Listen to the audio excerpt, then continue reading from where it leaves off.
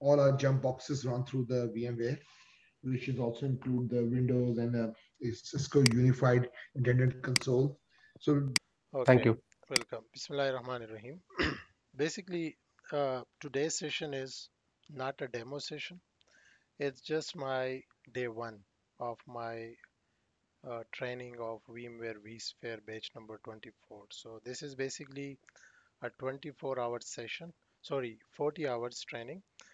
But usually, whenever I start new batch, so I delivered the first two training openly. I mean, so everyone can join the session and everyone can understand what is this VMware vSphere technology and how this training can benefit them in their current uh, job role, or if you don't have a if you are a student, so how it can give you increase the opportunities of getting the job on this level. So basically, before starting the session, I would start from VMware first. So do you know what is VMware? Anyone else? What is VMware? If someone can voluntarily unmute. It's a virtualization technology. Uh-huh. Basically, we use also, for rather than using physical servers, Uh-huh. we use as a partition of the physical servers to make multiple servers Uh-huh. which are virtual, basically. Uh-huh. Rather than using physical devices, any storage or network, we use all virtual storages, virtual network, so that we can utilize all the resources we have, Okay. Anyone if else? I'm the correct. virtualization technology, which use a single, what you can say, hardware platform to Uh-huh. distribute that, because now we have quite a strong, or what you can say, powerful hardware. So we can divide that hardware into, so it should not be used only for a single server, which might not be able to reuse all the resources. It can be distributed into a number of servers. So each server can use its amount of resources. Plus, I think now it's been bought by Dell. VMware is now belongs to Dell, I think. Okay. So VMware is basically a company, right? If you can just Google it. Yeah, right. So VMware is basically a company, right? If you can see here, it's a cloud computing and virtualization technology company. So if you visit their website, you would see different products. They are working on these products. So basically, they have like multiple products. So if we scroll down, or if we can see here, we have multi-cloud options, we have application platform options, we have cloud and edge infrastructure. So VMware has different products, right?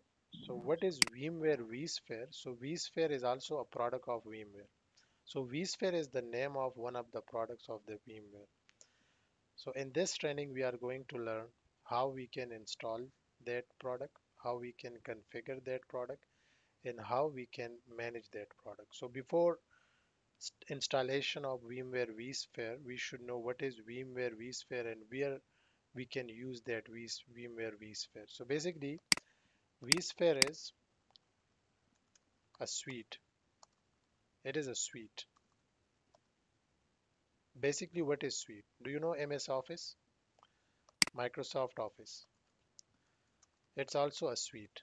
What are the components of MS Office? MS Word, MS Excel, MS PowerPoint. So these are the different components of the MS Office suite. So MS Office is a suite, and these are the products. These are the softwares. Just give me 1 second. I mean, 5 minutes, please. I'm going to take a break. Let's continue. So basically, I was talking about uh, the vSphere product. So basically, a vSphere is a suite which exists two main products. The one is called ESXi Hypervisor, and the second one is Vcenter Server. So in this training, we are going to learn these two main products, ESXi hypervisor, and Vcenter server. So that is our training. So, sorry, let me open this slide. Okay, if you guys have any question, you can unmute yourself. You can directly ask questions because I'm not uh, delivering a webinar or any other thing, and I'm not uploading a lecture on the video. So this is an interactive session. So you feel free to ask me question, or if you can also put your question in the chat box, and I'll try to answer them. And you do have, I will also give you after 10 minutes or 15 minutes, I will give you 5 minutes for question answer. So you guys can ask me questions. So after each 10 minutes, I will pause and you can ask questions. So basically, as a vSphere administrator, you require knowledge about vSphere components and resources and how they work together in your environment. You also require practical skills in installing, deploying, and managing these components and resources. Uh, Before this slide explanation, let me tell you something. This is the total course outline. We are going to start from this. These are the objectives which we have to cover. And my session is basically a scenario-based session. Do you know what is scenario-based session? Scenario-based session means that there would be a company named ABC, right? And we are planning to design a vSphere environment. So I will also try not to uh, directly start from installation, but I will also try to uh, deliver or try to teach you how you can design this product and for a small environment, for a business, for a big environment. So that would be like a whole story of this training. So, do you guys know virtualization technology? Basically, the vSphere product is designed for data center virtualization, especially server virtualization. Do you know what is data center? Anyone? Data center mean server room. Do you know what is server room? In server room, we have server hardware, we have storage appliances, we have security appliances, we have networking devices, we have power devices, right? So this is the whole story. So in this training, we are going to focus on server virtualization. For network virtualization, VMware has a different product. They call it NSXT. For desktop virtualization, they have VMware Horizon product. For security, they have a product called Carbon Black, right? So VMware has a different product set, right? Even for containerization, they have Tanzu from VMware. So in this training, we are going to focus one product, and that is called VMware vSphere. And we will start from ESXi hypervisor. So before moving to next slide, let me tell you one thing. Uh, what is compute or server virtualization? Do you guys have a laptop? Obviously, you have a laptop. For example, this is a laptop, right? And on the laptop, what you install operating system directly, right? So for example, you have Windows 10 because I'm a Windows guy.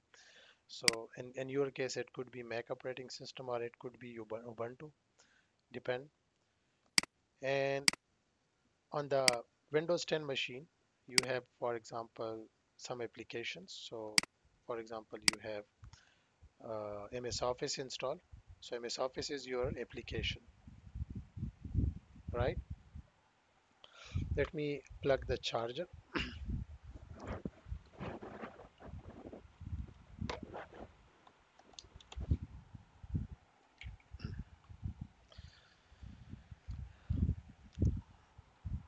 Make sure, just a reminder to all of you, after 6 minutes, the session will be disconnected.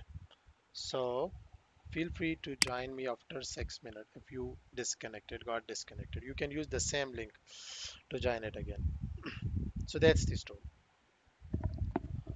So can someone tell me what is the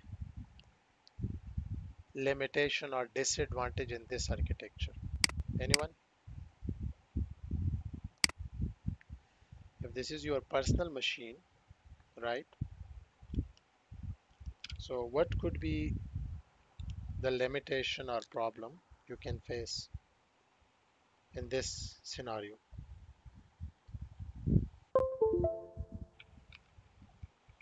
So it can be used for single purpose. Basically, if the hardware goes down, the operating system will be down. And if my operating system stopped working, obviously the application will stop working, right? So that's the one of the limitation on this scenario. So if this is your personal machine, it's not a big problem. But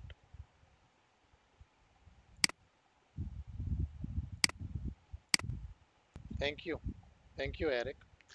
Okay, guys, so I was talking about this scenario. So in this scenario, we can have these limitations like if hardware goes down, operating system goes down, my application goes down, right? So everything is dependent on my hardware. So what if this is your server hardware? Some of the people mention that they have like they are system administrators. So for example, you are a system administrator, you have a server hardware and you have Windows Server 2019 installed, right? So if you have Windows Server 19 installed on this hardware and you are planning to install Active Directory domain services, right? So first of all, if someone can voluntarily tell me their server hardware specification, so that would be a good uh, example then. Anyone who is the system guy? Ali, can you tell us the specification of your hardware if that's okay to you? Ali Khuram? So my hardware. Oh, I'm using a office laptop, which is an HP one, and No, it is, no, has I'm a not asking Core about the i7. laptop. Sorry to interrupt you. I'm asking about your server hardwares on which you have different application Oh, the deployed. server hardware. Yep.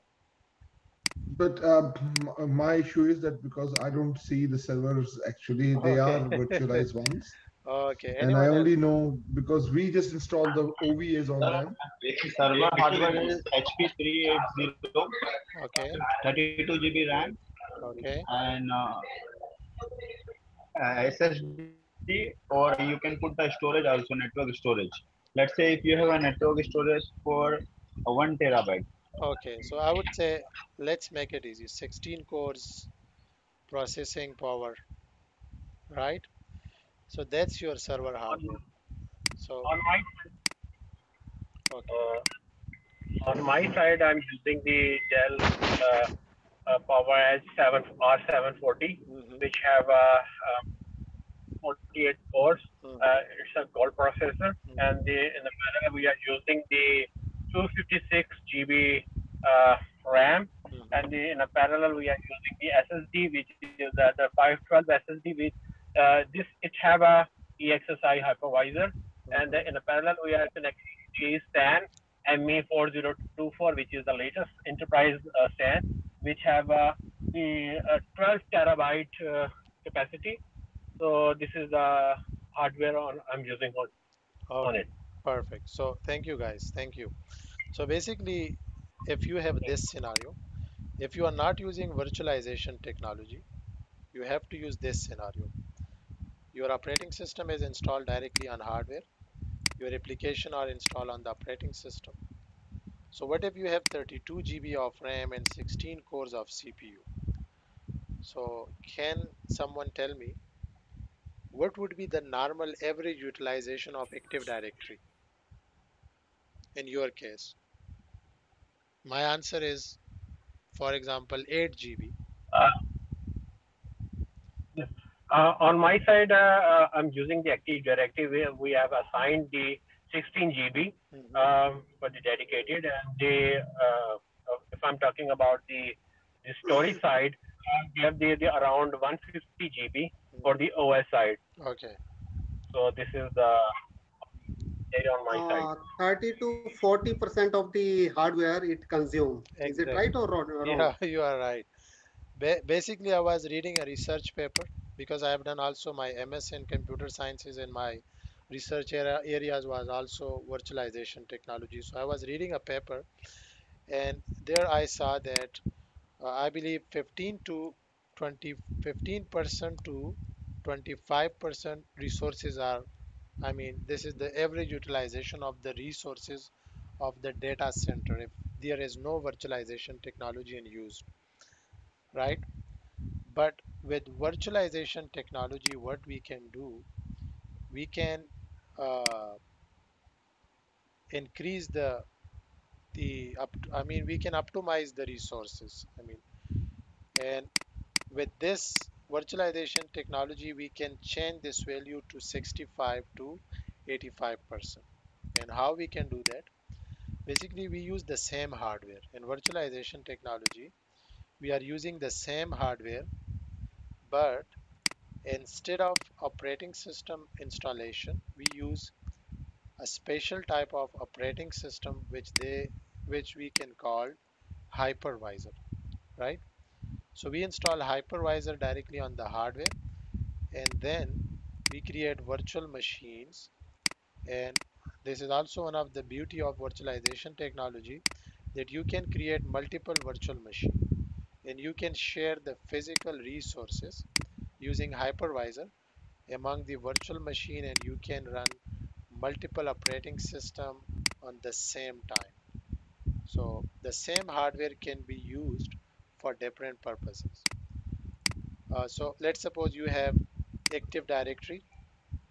So you can use Active Directory here. For example, you have email server. So you can, this could be your email server. This is your web server, right? But if you have to run the three application on the physical hardware, and if you are installing the same applications here, for example, web server here, email server here, so would you do that? I mean, can we install multiple application on the same operating system? Yes, we can. But again, there are some disadvantages. And what are the disadvantages? For example, you have web server installed on this machine and you have some updates. So on the web server, you install updates for web server and you receive a message from web server that I need to reboot the machine because the updates will be affected, will start working after the reboot. So if you restart that machine, what would happen? On the same machine, both the Active Directory and email server will also be rebooted, be restarted. So application isolation is also one of the important thing in system administration. So if you have three application, it means you have to purchase three different hardwares. And not only three different hardwares, maybe you have additional domain controller. So obviously you have to have another hardware for the additional domain controller. Maybe your web server is a very critical application and you don't want any downtime. So obviously you will create a cluster of web servers. So obviously you will need multiple hardwares for web servers. So this is like a huge investment, right? And the output is not that much. So and you are and again, without virtualization, the hardware resources are not that much utilizing. So with virtualization, we can optimize the resources, right? So let me just tell you the example of my machine here. This is a laptop. Uh, Currently, I'm running multiple application in the background, so which is why the memory utilization is 71%, right? This is not, I mean, maybe there are some application running. And by the way, this is not my laptop. This is my cousin laptop because my laptop has some sort of issue, so which is why I'm using this one. Okay, I receive a message picture from Ali Hamza. So let me open it. In the meantime, I will pause for 3 minutes. So if you have some question, feel free to ask me questions.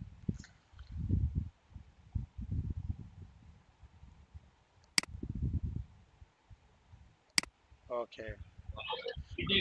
I have one question. If we have three same hardware, like a same machine, same core and same configuration, it is connected with the NAS drive. How we can combine all two three together? We have to install hypervision in all these three machines as hypervision 1, 2, 3, and then it will come as a one VMware or like how we have to combine all these three machines, three hardware. Okay, very good question.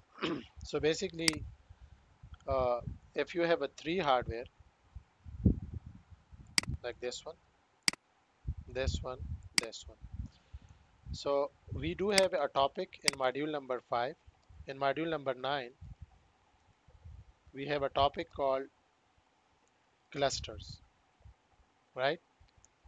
So when we create a cluster, so for example, you have three different hardwares and each hardware has right like 12 GB of RAM. So the cluster RAM would be like 36 GB. So you can create a pool of your resources, compute resources, and uh, we can also uh, use a vSphere distributed switch, and we can also create a vCenter cluster, or we can, so it is doable. So the thing you are asking, it is totally doable. We can do that. So in module number 9, topic name is cluster. So there we can, I will show you how we can create a cluster. Now, let me see if I can show you here, but unfortunately, let me see if my lab is running, so I can also show you uh, about my cluster. And who was that? The question. Who asked me the question? What's your good name? Elias. Okay. Yeah. So do you have a three server environment? You have a three hardwares in your environment, Ilyas? Yes, yes, I am running right now three hardware and it is already configured, but I have some of the dots, so I am clearing here. Okay, so you have like uh, three different hardwares, and which operating system did you install on them? Are they virtualized? Yeah, we have total 12 server running on these three hardware and all is Windows operating system servers. There are 6 servers and one of the SQL servers. So many resources are going on these three hardware.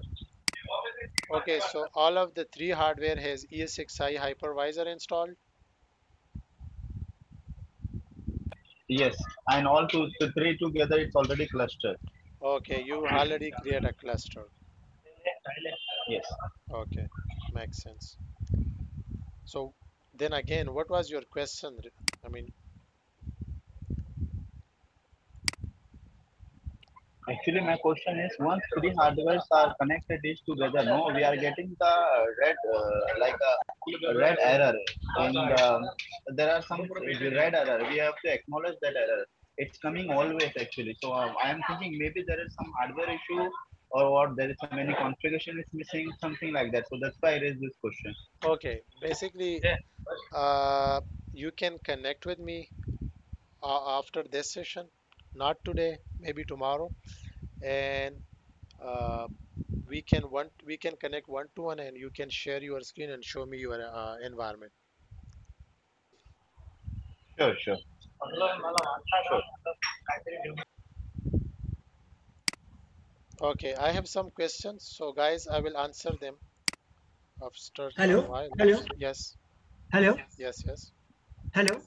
yes, sir. Yeah, this is Amit from India. Okay, yes, Sir, Amit. good evening. Yeah. Sir, it's Amit from India. Yes, how are you, sir? Yeah, fine. Sir, I have a question. Mhm. The question is that if I have a server with the two socket having the 24 core each, if a server having two CPU with 24 into each, it is 48 physical core. How many VMs we can create? How many VMs we can create? Wow, it's a very good question, Amit. Basically, we usually recommend two virtual machine against one physical core. So my answer would be 48 multiplied by 2. So how much is that? 96? 96. Yep. So you 24. can run 24. yep. So you can run 96 virtual machine on that server. And this is not my answer. This is the answer of my one of the hardware experts. So I was in a meeting and we had a customer meeting. We have a customer meeting and the same question asked by customers. So the Dell expert, he answered that basically on each physical core, against each physical core, you can run two virtual machines. So if you have 48 cores, it means you can run 96 virtual machine smoothly, but again, it depends on the workload as well. So for example, you have virtual machine which has heavy workload applications. So then my answer may be not true, right? So, but just keep in mind that So does it the one guy does the guy means that it's one physical core is equal to two virtual cores or something like that instead of saying basically, yeah, basically, two uh, virtual machines? yeah, basically, Ali, we have a technology or technique called hyper threading. So, do you know about hyper threading, Mr. Amit?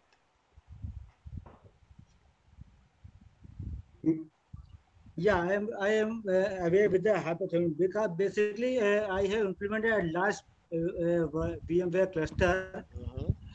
at least 12 physical machines. Okay. So I have created a cluster on that. But as per discussion with the VMware team, if I have you give me the answer as well. But at least we have to reserve some course to physical server. Na? We cannot allocate all the course to guest machine. We have to at least we have to keep some course for physical on which the VM was running. Basically, the ESXi hypervisor footprint is very small, right? So it's very small. It's like a CLI operating system. So if you are thinking about that, yeah, but you are mixing something, Amit. You are talking about high availability, I believe. So this is again a very deep discussion. So unfortunately, I would not be able to discuss that right now because we have some of the students, they are uh, a very beginner students. So I will. My question is this. Suppose we have a 48 course, physical course. Mhm, Okay. mhm. How much course we should have to reserve for physical server? Okay.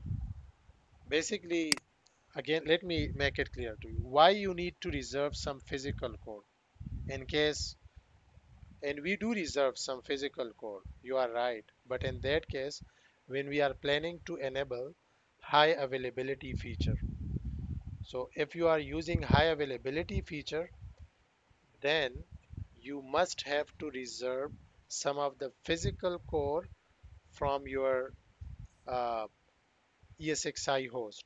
So in case if one of the ESXi host goes down, so at least the rest of the ESXi host are capable to run those affected virtual machines. So again, Yeah, yeah. yeah, so that's your answer. So basically, uh, it maybe again, just like Ilyas, you can also connect with me offline because if we start discussing your environment, that would be like another discussion. But I'm Sir, open for discussion anytime. Yes. Sir, sir, yes, sir. Basically, I have implemented a large scale cluster in Mhm. Lucknow recently, uh, 6 months ago. I have done a lot of clusters on HPC, Linux, Mhm. Windows, and VMware. The question is again here. Uh, here it should uh, can we use all the 96 core of the physical server? Okay, you can use it, but my recommendation would be at least 30% of your CPU and memory resources should be reserved in case of there is a 30, disaster. you mean to say 30%, not 13? 30%, yes. Yeah, yeah, yeah, yeah, But again, it depends on the environment. Some people even yeah. Sir, I had sir, a okay. yeah, Let sorry to interrupt you. I had a meeting with one of my customer, and his application requirement was, for example, 12 GB RAM, but he asked me that okay, I need 24 GB RAM, and I said why, okay, and he said this is my I mean this is his practice. So see, their requirements are 12 GB, but they are purchasing a hardware with double capacity. So it totally depends on the yeah, resource and environment and their budget, right? mm, Yes, Gajendra, thank you. yeah. And I do have some other question as well, guys, but with time to time I will answer them. Okay, let me come to the slide.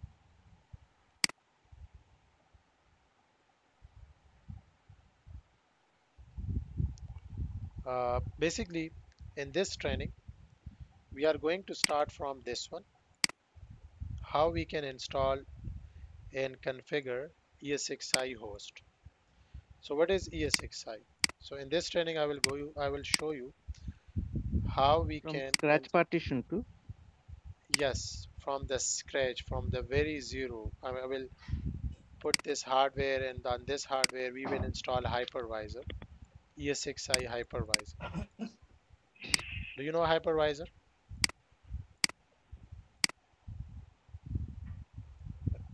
Yeah, I know. Okay, but some of the students don't know, so let me explain it to them. So basically, guys, we have hypervisor is like uh, we can say it's has two types. One is called type 1 and the other one is called type 2. So we have two types of hypervisor. Type 1 can be called operating system. I call it operating system to make it easy for you guys. And this is like an application. Operating system, the type 1 hypervisor can directly be installed on hardware, right? So you can install it directly on hardware. This is called type 1 hypervisor. And what is type 2 hypervisor? So basically we cannot install it directly on hardware.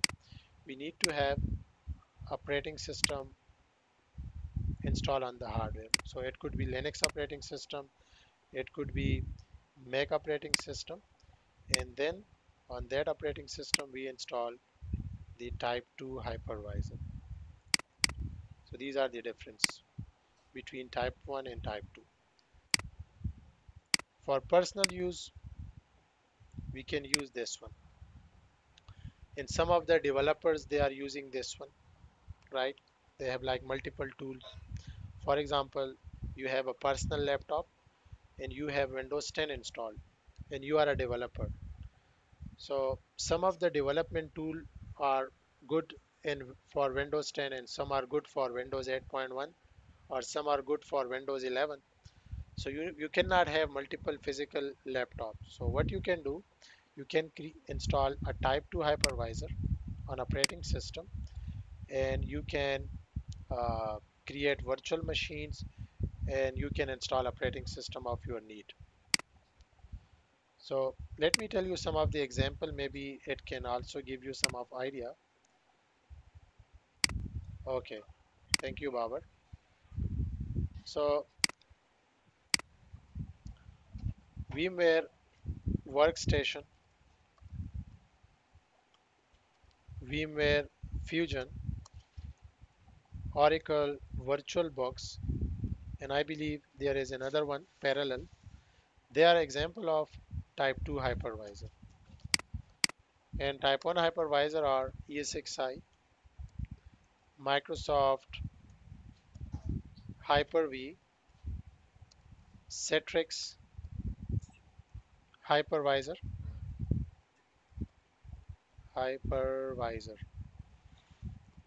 old name Zen server. That is the old name of this one, right? So in this training, we are going to learn how we can install this hypervisor directly on hardware. This would be our first lab, right? That how we can do that, right? What is deploy and configure vCenter server? What is this product? So for example, you have hypervisor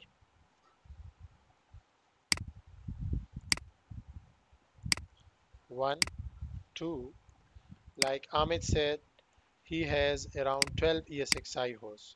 So for example, you have 12 or 3 ESXi hosts in your environment, and you are managing them individually, right? So sometimes it's going too hard. So let me show you something. I do have a lab where you can see I have this ESXi hypervisor. So I'm going to access this one, right?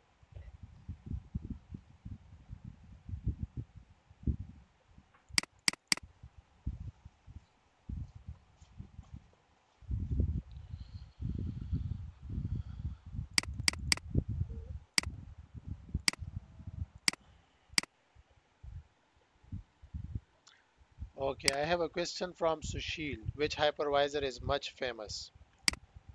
I am a VMware guy, so obviously my answer would be VMware. But you can also Google it, and there are a lot of websites where you can see the results. So my answer is like 60% of enterprise level organization, they are using ESXi as an hypervisor.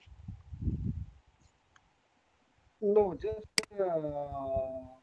for 7 months ago, one of the guy told me he was also VMware admin, and he advised me if you can go with Hyper-V. So that's why I asked this question here. I have also worked on Hyper-V, and I do have some of the customers. They have Hyper-V installed, but most of the clients I have, they are all using VMware products. So basically, in my company, my role is a VMware solution architect. So uh, we do have. My answer would be still a VMware has a much market share. So Nutanix is also good. It's a hyper converged infrastructure solution. We do have KVM. Okay, guys, you can see here I have this hardware, right? So I just access my hardware like this using IP address, and I will show you during the session as well. So if you have multiple ESXi hypervisor and you are managing them individually, so sometimes it's difficult to manage them, right? So we have a product called vCenter server. So I will just draw vCenter server here, but in module number 4, we will discuss how we can deploy this product. So in second objective would be how we can install vCenter server. What is vCenter server? It's like a centralized management tool. With this tool, we can manage multiple ESXi hosts, right? And also, if you have a vCenter server, you can use vMotion capability. You can use storage vMotion capability. You can use DRS feature. You can use HA feature. You can use FT feature. You can use vSend feature. Uh, you can use uh, clusters. You can create clusters. You can use distributed virtual switch,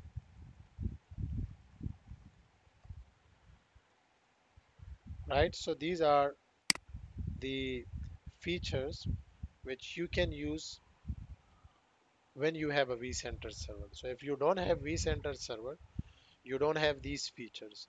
So if you don't have these features, then there is no disaster recovery plan for you.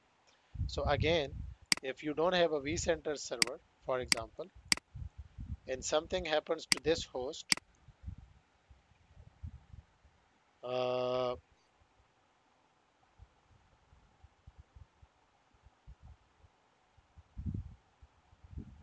give me 1 second, I have a call.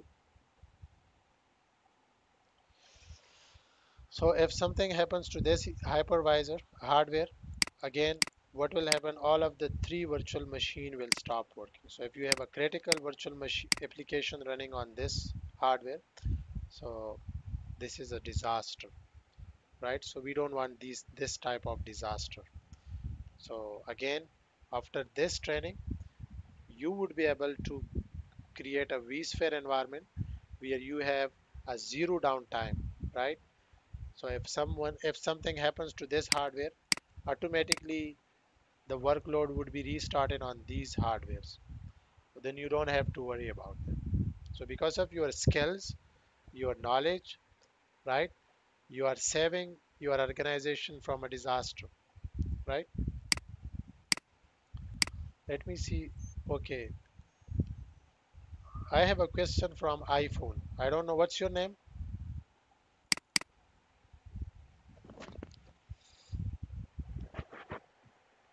Okay, which application are used for backup servers? So basically, we have different products.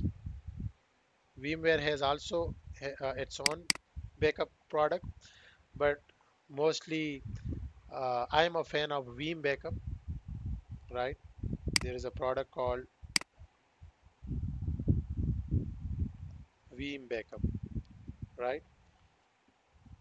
Veeam backup and replication. So there are other product as well. So we do have a module, we do have a topic on which we will discuss backups concept, that how uh, we can protect our virtual machines from disaster and all these things. I think we have 5 minutes left.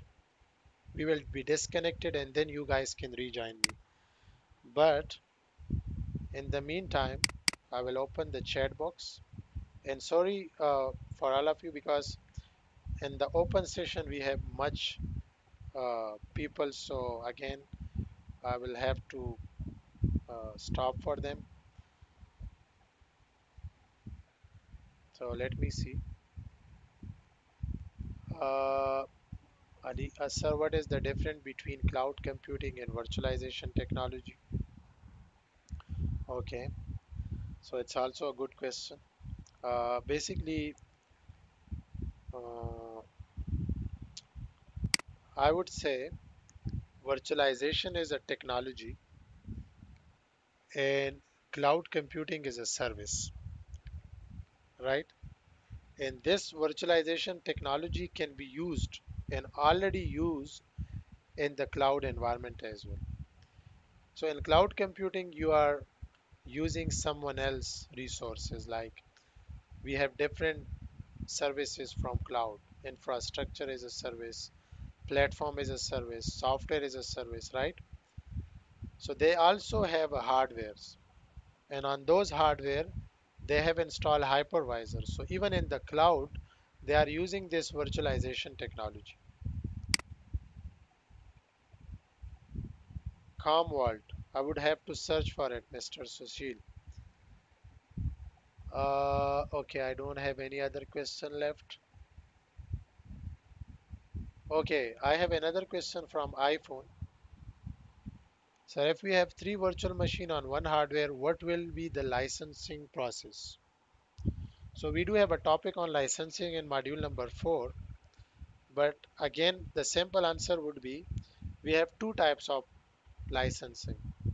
Normally in production environment, they use a normal processor based license. So VMware license is basically a core based, sorry, a processor or socket based license. So if you have a server hardware and it has a one socket and it has, for example, 12 cores, so you need to purchase a single license, and it's up to you how much VMs you are running. But there are also some packs, packs, which are used, which you can use as a per VM based license. So it depends. So which licensing you have, and licensing is a different story. So sometime we will be discussing inshallah in the uh, module number 4 actually. Yep. But Amit, we do have some licensing license. They are like RoboPax. So if you Google it, let me open the. Okay, I need to Robo vSphere Robo license, right? Remote office, branch office. So if you Google this one, you will get also the idea about this one, the licensing stuff. And I have again a question. Can we get the recording of this session? Yes. Today and tomorrow's session will be uploaded to my YouTube channel, but the next week's session will not be publicly posted, and that would be only available for the registered student. And you guys can ping me after the session. I do have a Facebook page. You can just drop a message. You can click the WhatsApp button and you can just message me, and I will send you the details how you can register yourself. And I will also try to share this certification scenario here in this session, and you will get the idea. So again, we have 1 minute left. So let's give this 1 minute for question answer. And after 1 minute, just we can reconnect and we can finish these slides. In today's session, we don't have a lab because, you know, it's a first day, but tomorrow we do have a lab. So must, I would say must join tomorrow's session as well. And you can use the same link for tomorrow's session as well. Okay, let me take a 1 minute break. I'm going for mute.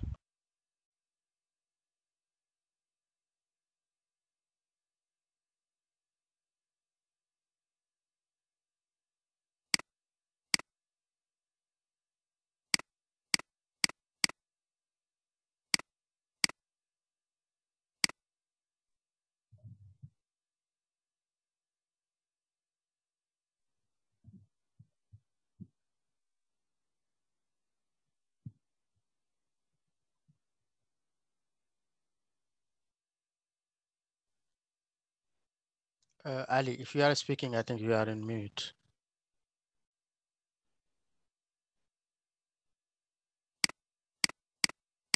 Is it clear now? Hello? Okay, yeah, we can hear you now. Thank you. Thank you. Yes. So we were talking about vCenter server, right? Like vCenter server is a centralized management tool, and I'm using Fastone, Mr. Amit.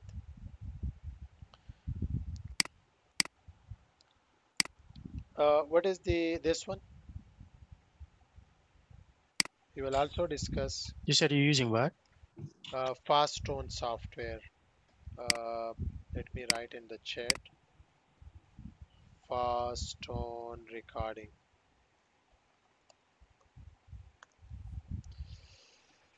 Okay, so yep, I can also share the ISO file of the setup file. Just ping me on WhatsApp.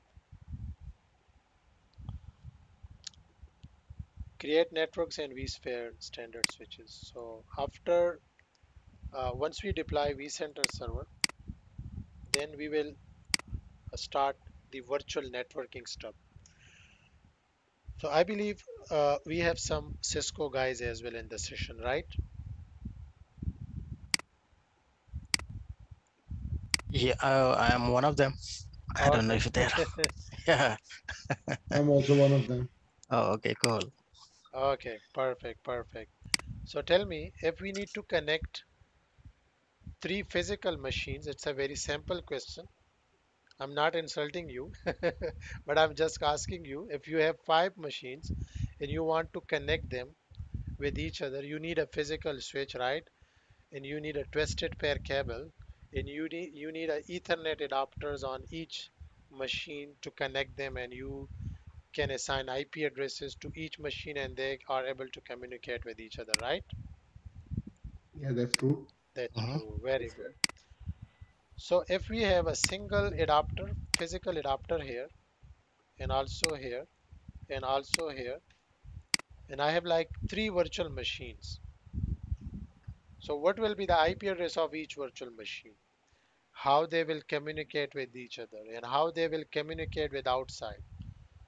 So let me tell you a story.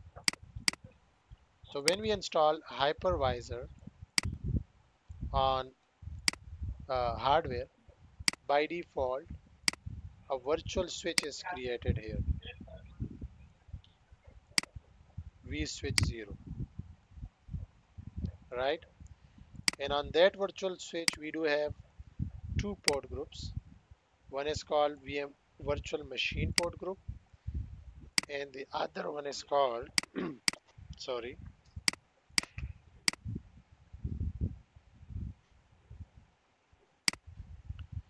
and this one.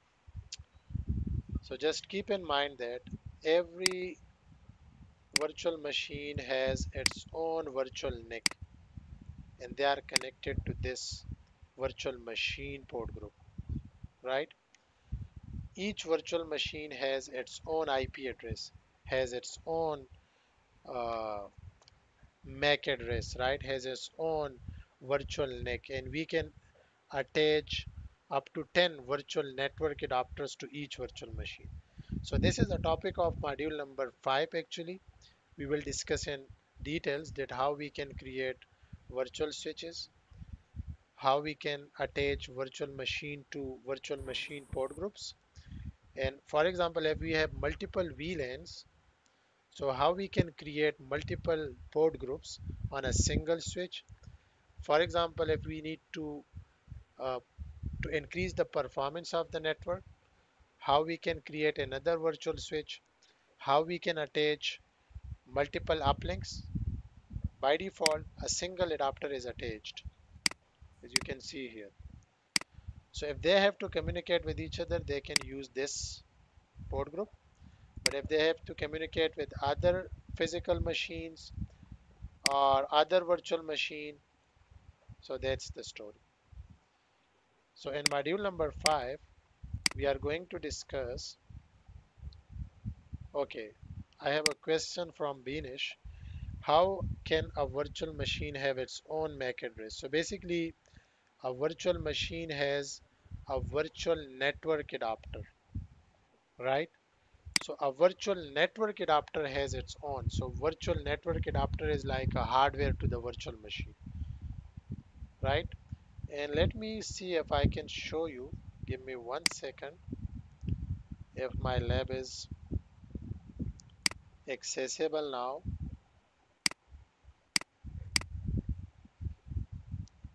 Unfortunately, none of my labs is accessible. I don't know why, but I can show you here as well. Okay, a good news for all of you.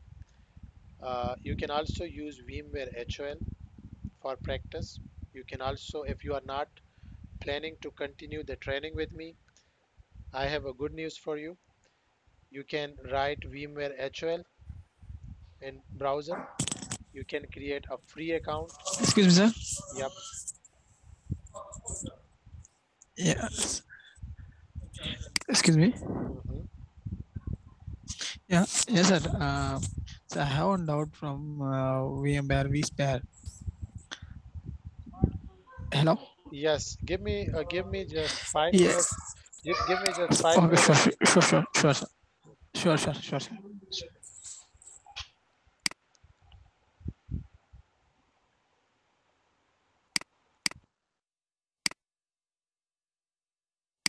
Sorry. So basically, you guys can use VMware HL. You can click try our labs, and I have a lab for you, virtualization 101. You can click enter. Once you click that, there are a lot of labs available, but virtualization 101 would be my recommendation for you guys, and you can use this lab and you can start practicing on this. So you can click start, and there are notes available, there are lectures available. There you have a console where you can play with different features of this VMware vSphere product.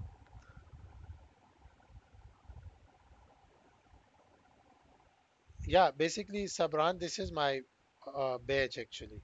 This is my official class. But first day and second day, today and tomorrow are open for everyone. So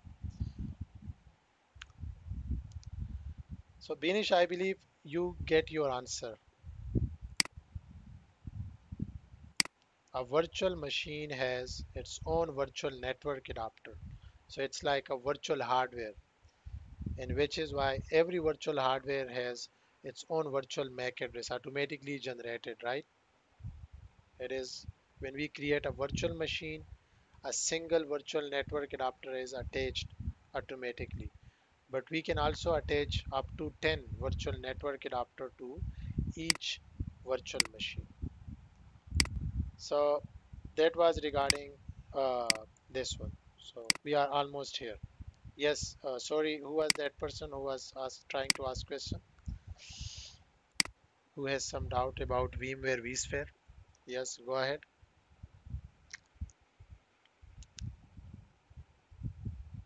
Uh, if you are talking, you are mute. Okay. Another thing is describe the storage technologies supported by vSphere,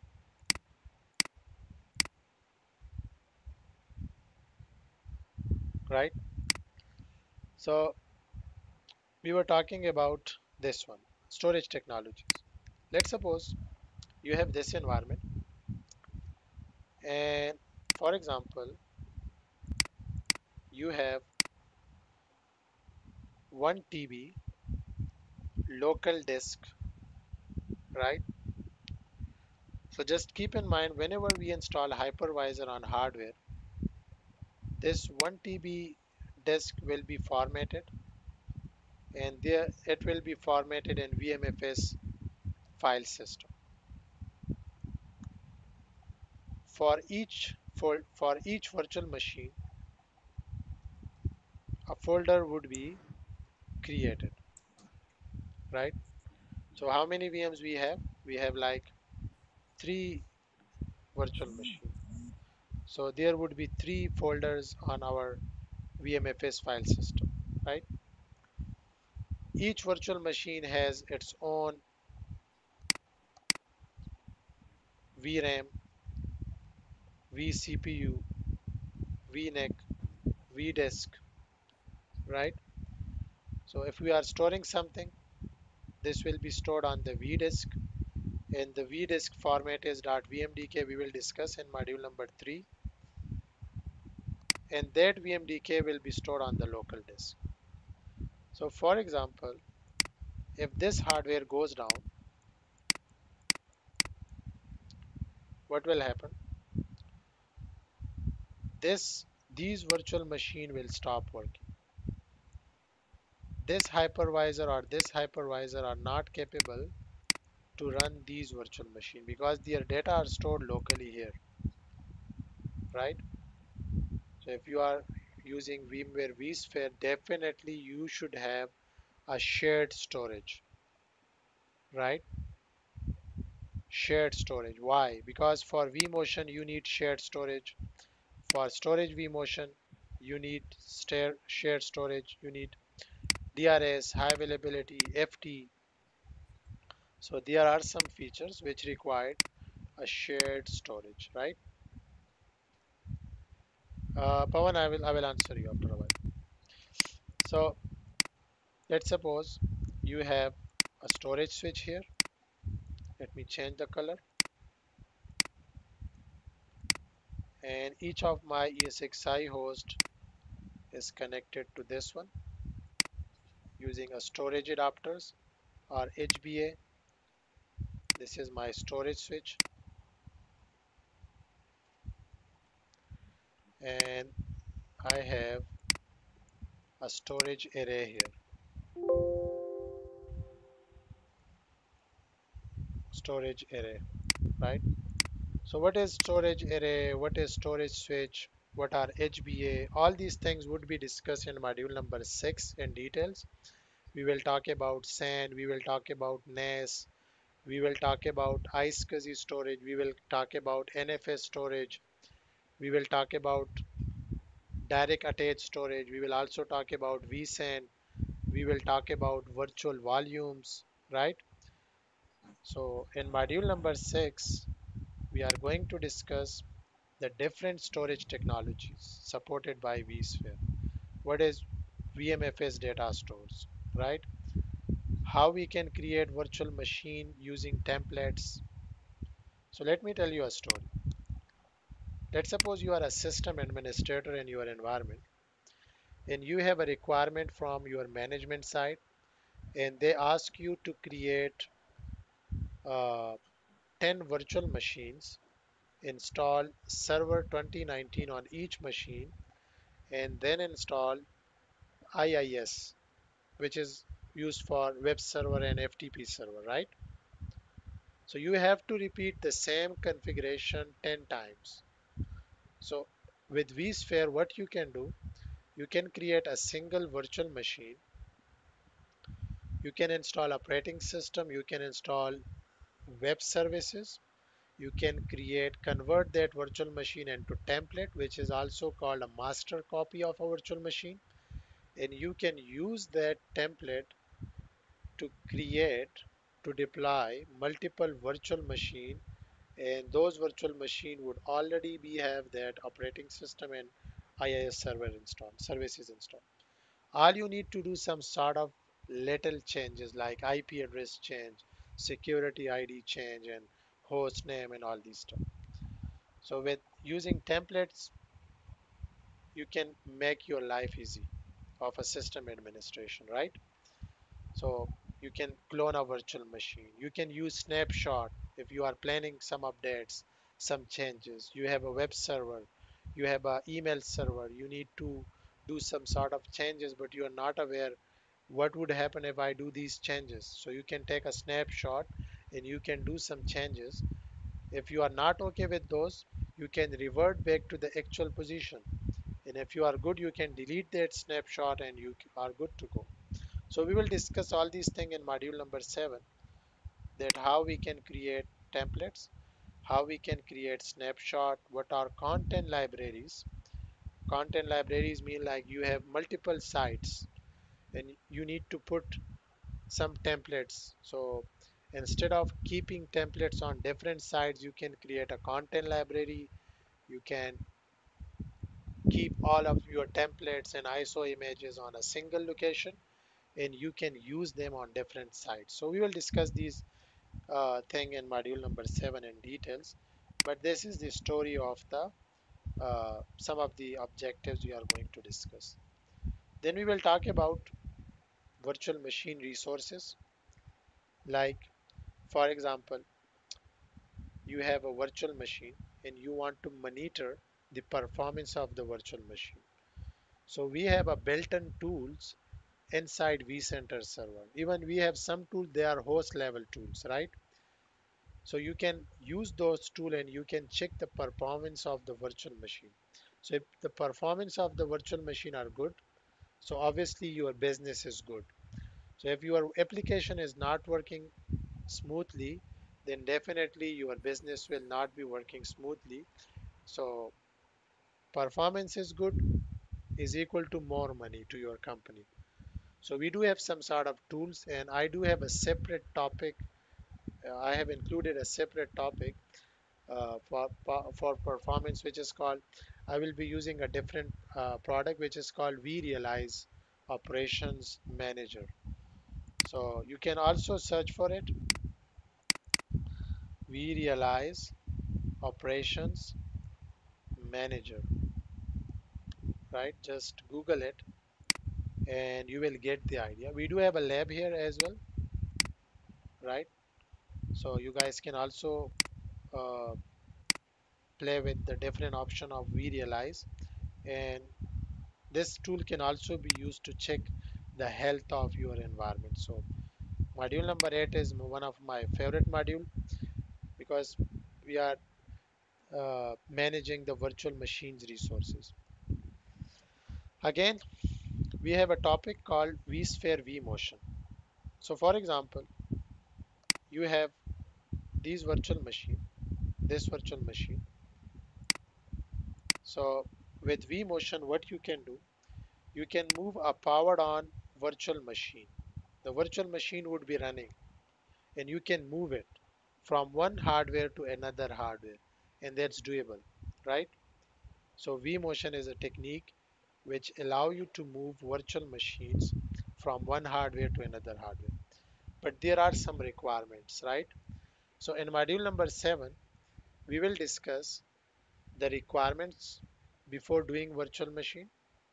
There are some host level requirements, there are some networking level requirements, and there are some storage level requirement, and some of the requirements are virtual machine based, right? So we will discuss that in module number uh, 7, inshallah, that how we can use vMotion technique, what is storage vMotion.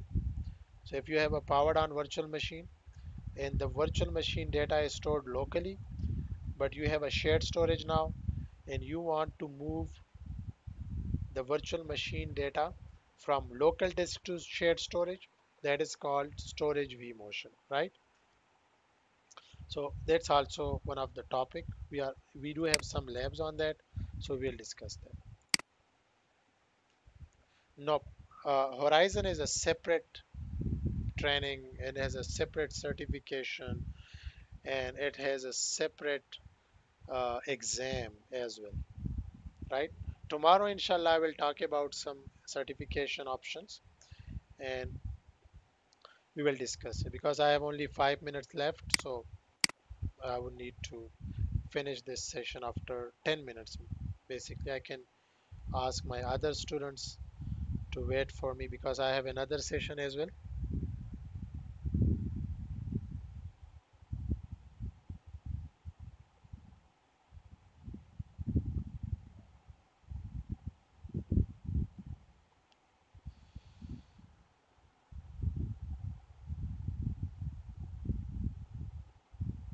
Okay, I'm just sending a message to my other folks.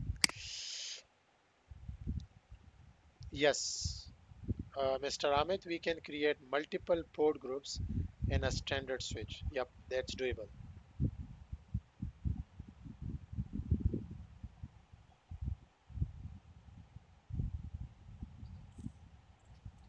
Hello, sir. Excuse me. Yes. Yeah, sir. I have a doubt. Uh-huh. Hello. Yes, I can hear you. Please speak. Hello. Yep. Yes, Yeah, please. yeah, here is it. Yes, I can hear you. Please. Yeah, sir. My working place, we have one virtual machine server, so we have to make it two virtual machine into the cluster setting, cluster configuration. So if one is down and another one is need to up, so the companies are required, they will buying the new virtual server. I have to buy a new virtual machine, sir. That's what kind of the requirement I have to buy. So it's normally we have to run 2016 server only. Okay, give me just 5 minutes. Let me finish these two course out objectives, and then I'm going to answer you, right? And for some Okay, reason, sure. if I didn't answer you, it's because of the short time. So I can answer you tomorrow as well. You can just send me a message on my WhatsApp. If you don't have a WhatsApp, you can use this Facebook page and you can click WhatsApp and you will redirect it to my WhatsApp. Uh, Okay. okay, give me 1 second, guys. Let me finish this and I'm coming back. So in module number 9, we are going to discuss how we can use, how we can create a cluster, how we can use vSphere high availability in DRS feature. So let me talk about vSphere high availability first, right?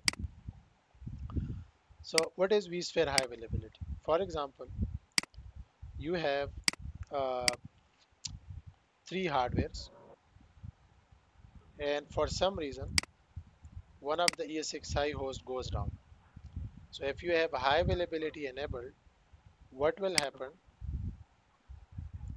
The remaining affected virtual machine would be restarted on this host, and this won't be, for example, restarted on this host. So this is the beauty of high availability. I mentioned restarted. It means that if I have some workload running, and if something happened to that ESXi host, so there would be a downtime.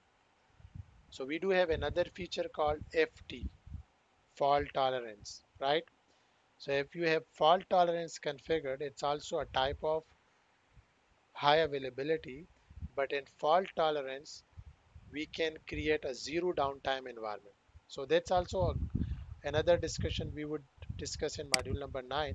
But just keep in mind that with high availability, we can uh, uh,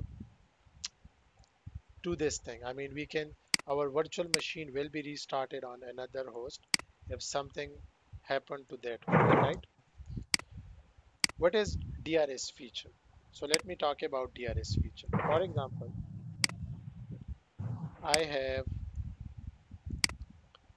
uh,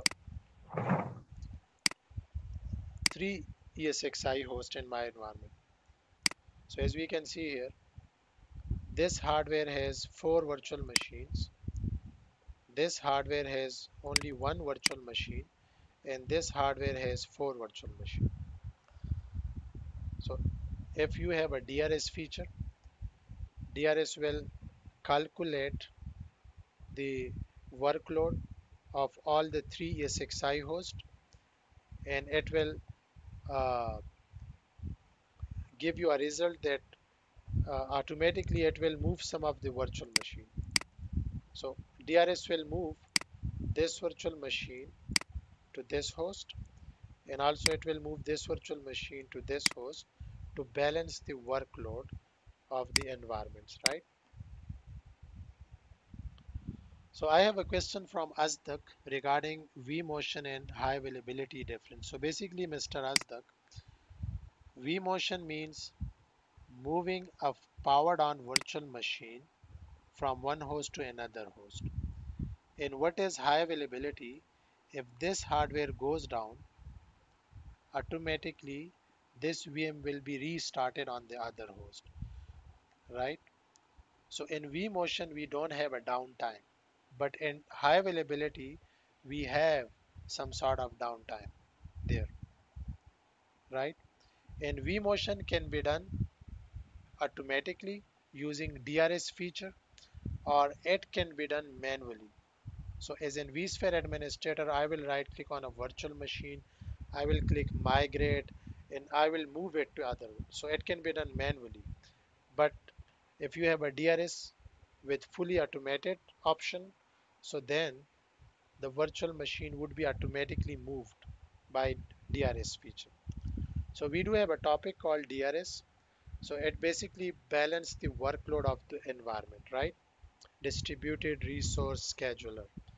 HA mean high availability. And the last topic would be Vsphere Lifecycle. For example, you have older version of ESXi. The latest version of ESXi is now Vsphere 7. So ESXi 7.0 update 3 U3. So if you have environment and it has 6.5 or 6.7 ESXi host, so in the last module we will learn how we can upgrade that environment to the latest version, right? And these are the course outline. Let me show you. So we will basically the course is only 10 module, but I have included this extra module for the with this course for you guys. I mean this will be like a extra module for you guys. So we'll start from this, and then we will module number 2 is all about vSphere and software defined data center, how we can create virtual machine, vCenter server. We will discuss virtual networking, we will discuss virtual storage, we will discuss virtual machine management. 8 number module is all about resource management and monitoring, vSphere cluster. We will discuss vSphere distributed switch, and at the last we will discuss life cycle management. Right, so we still have 10 minutes more. So let's talk about the certification. So basically the training is data center virtualization. Okay, how much is the cost of the course? Mr. I receive a message from AB. So feel free to ping me on my WhatsApp again. Let me share my WhatsApp number for all of you, or just send me an email and I will send you an email tomorrow, right? Because I have another session right after.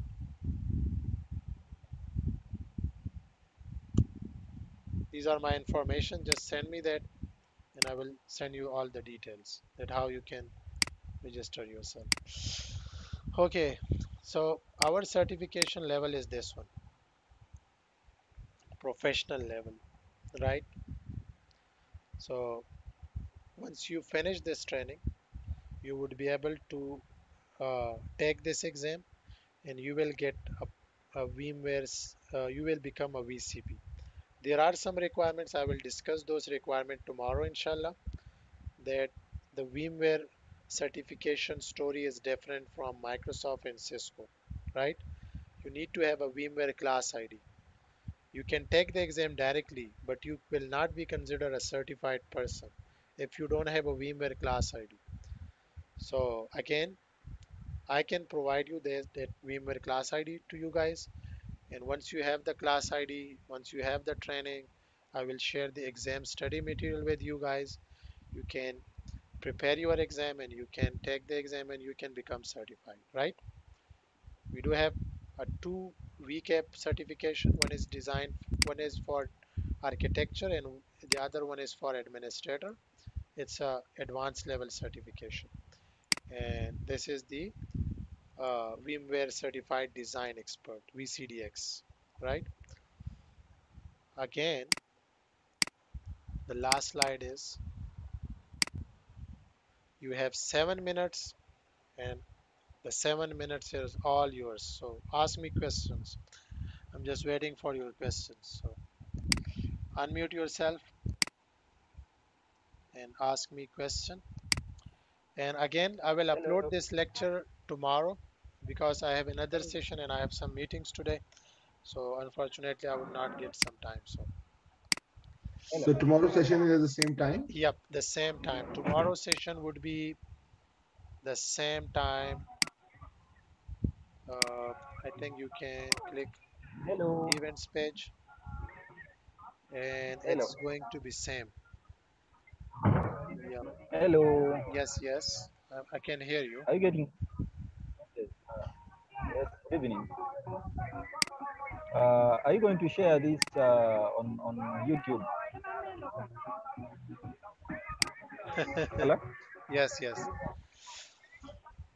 Are you going to share this on YouTube or exactly. we give Just okay, okay. yes, All right, all right. just the first two one, because after that I will be using the official course outline. So, Yes. and those cannot be uploaded directly. All right. Yep, tomorrow same time, Okay, good. 8:30 p.m. Right? Okay, Yeah. thank you. Hi, sir. This is Pawan from India. Yes. How many DB switches we can create in vCenter level maximums? Uh, Basically, the first three modules are in module number 4. So I would say next week we can start vCenter server. Another thing is how many classes will be there in per week and what timing? The timing would be 8:30 p.m. to 10 p.m. each Okay. day, each Saturday and Sunday, like 3 hour per week. And it would be total. I think I also mentioned here, but let me double check. Uh, And Ali, the time is what? the Because time. I'm in US, I'm in New York, EST time. Uh, Let me convert my timing. So I'm using my timing as GMT plus 5, 8:30. And this So training would be so like 40 hours training, right? okay, 40 तो hours. ये चलेगी तकरीबन ये 13 हफ्ते. Exactly. Uh, it's Is there 10. the other batches which can be more faster instead I of 13? Instead of 13, you can ping me for a special classes, one-to-one classes, because I have a very tough routine these days. So it would be hard for No, me. no, I'm just asking Uh, because I was 30. asking because there might be 2-3 hours per we will per like Saturday maybe 3 hours that will I have a come special to half training. the Okay, time. I have a special training for some of the Afghanistan corporate professionals. So it's like a 10 days training. So, but unfortunately, only there, that's it's like a corporate training. So, Okay, okay. yeah. Uh, okay, the guy who was asking about the timing, it's 10 p.m. now. So what time is it there? Right now it's 1:10. Well, yeah, 1 p.m. Yeah. Okay, 1 p.m. So Yeah. just go back 2 hours. So it would be like 11 a.m. 11:30 a.m. would be your timing, Saturday and Sunday. Okay, so Saturday and Sunday, 11 Yep, p.m. All right. 11 p.m. 11:30 p.m. actually. So it's gonna be 3 hours, 3 hours Saturday and 3 hours Sunday, No, correct? 1.5 hour Saturday and 1.5 hour Sunday. And basically, I will give you some task, and you will be engaged whole week. So no worries. Oh, I okay. mean, So yeah, there is gonna be a lot of labs. All yeah, right, that's cool. yeah, Yeah, I think yeah, that's good. yeah. We have only 3 minutes left. VM player versus VM workstation. So basically, both are type 2 hypervisor, but workstation has uh, more features there as compared to VM player, right? So that's the feature. So, but there are some other difference as well. Yeah, Amit, I will upload this video to my YouTube channel, but not today. Maybe tomorrow evening or maybe on Monday I can share it. So again, we have 2 minutes and 27 or 26 minutes left. So any question, guys? How was the session? Are you okay? Any suggestion? I tried to make it simple for you guys. So I only received one hurt.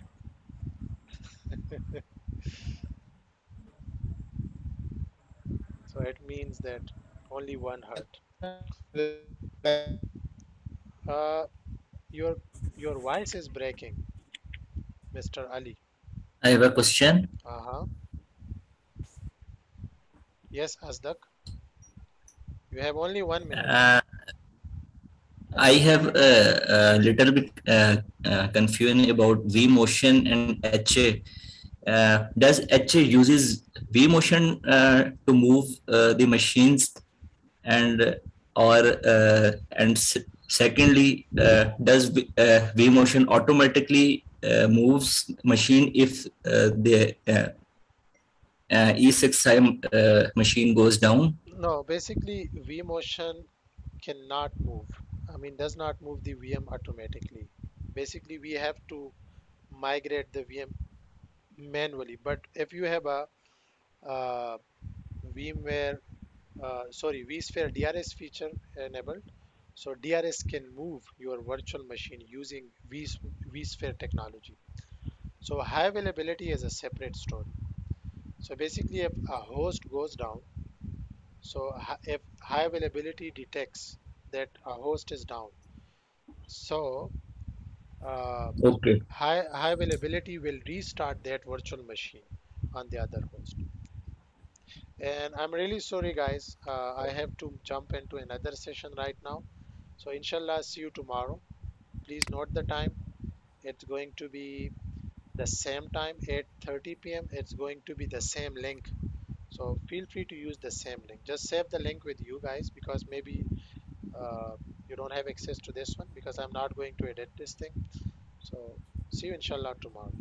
Take care. Allah Hafiz.